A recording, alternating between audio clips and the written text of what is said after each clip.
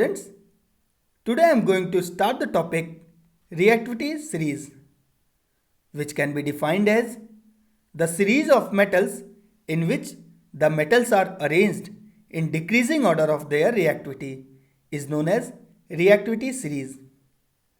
Means एक ऐसा series जिसमें मेटल्स अपने रिएक्टिविटी के डिक्रीजिंग ऑर्डर में अरेंज्ड होते हैं, रिएक्टिविटी सीरीज कहलाता है. This is our reactivity series in which on going down the reactivity of the metals decreases. Means जैसे जैसे इस सीरीज में हम लोग ऊपर से नीचे की तरफ आते जाएंगे मेटल्स कम रिएक्टिव होते जाएंगे. मीन्स उनकी रिएक्टिविटी डिक्रीज होती जाएगी. तो देखिए बच्चों, सीरीज में सबसे ऊपर में कौन प्रेजेंट है? पोटेशियम. इट मीन्स इन सभी मेटल्स में से सबसे ज़्यादा रिएक्टिव मेटल कौन होगा? पोटेशियम. उसके बाद सोडियम, फिर कैल्शियम, फिर मैग्नीशियम एंड सो ऑन. तो बच्चों यहां पर इंपॉर्टेंट है इस सीरीज के मेटल्स को सीरियली याद रखना, है ना मुश्किल काम? अच्छा ये बताओ, रेनबो में कितने कलर होते हैं? 7. कौन कौन से? Violet, indigo, blue, green, yellow, orange और रेड. तो अगर मैं पूछूं कि इन सातों कलर्स को कैसे याद रखा, इनके नाम को आप लोगों ने कैसे याद रखा, तो आंसर सिंपल है, विबज्योर से. आप लोगों ने क्या किया? एक ट्रिक अपनाया, सभी कलर्स के फर्स्ट लेटर को याद कर लिया, दैट इज विबज्योर, और इसके थ्रू सभी कलर का नाम भी याद हो गया. तो बच्चों यहां पर भी हम लोग ऐसा ही कुछ तरीका अपनाने वाले हैं.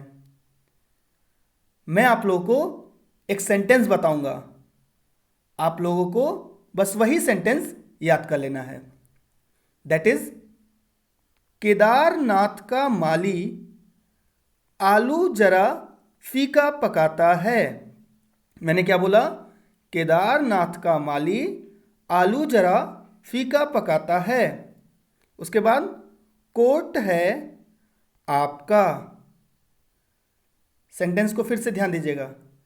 केदारनाथ का माली आलू जरा फीका पकाता है, कोट है आपका. यहां पर केदार से हो गया के, दैट इज पोटेशियम. नाथ से हो गया Na, दैट इज सोडियम.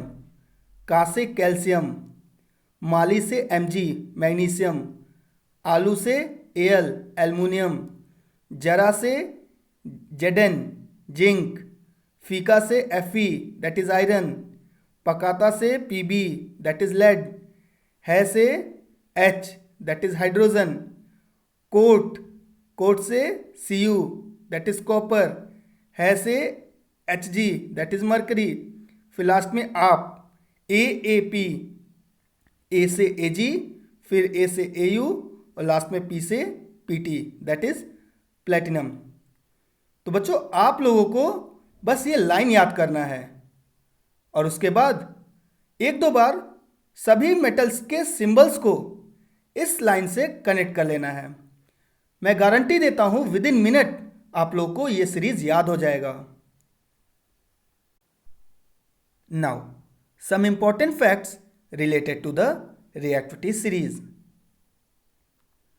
तो देखिए बच्चों, ये जो अपना रिएक्टिविटी सीरीज है ना, इसमें हाइड्रोजन के नीचे जितने भी मेटल्स प्रेजेंट होते हैं वो जनरली अनरिएक्टिव होते हैं, इसलिए इन सबको हम लोग अनरिएक्टिव मेटल्स बोलते हैं.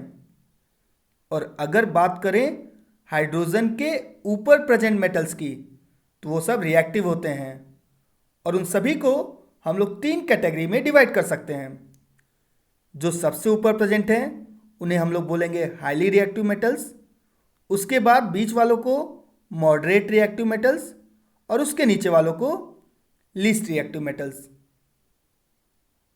और अब अगर हाईली रिएक्टिव मेटल्स की बात करें, जैसे कि पोटेशियम, सोडियम, तो बच्चों ये सब इतना तेजी से रिएक्ट करते हैं ना कि अगर इन्हें आप ओपन एयर में रख दो, खुले में रख दो, तो आग पकड़ लेता है। इसीलिए इन सबको केरोसिन ऑयल में डुबा के रखा जाता है ताकि ये डायरेक्टली एयर के कांटेक्ट में ना आए और फायर कैच ना करे। और वही बात करें अनरिएक्टिव मेटल्स की, जैसे कि गोल्ड, सिल्वर एक्सेट्रा, तो इन सबको एज ए ज्वेलरी यूज किया जाता है। क्यों? क्योंकि ये अनरिएक्टिव होते हैं और अनरिएक्टिव होने के कारण एयर, वाटर या फिर एसिड वगैरह से रिएक्ट नहीं करते और लंबे समय तक कोरोजन से भी बचे रहते हैं।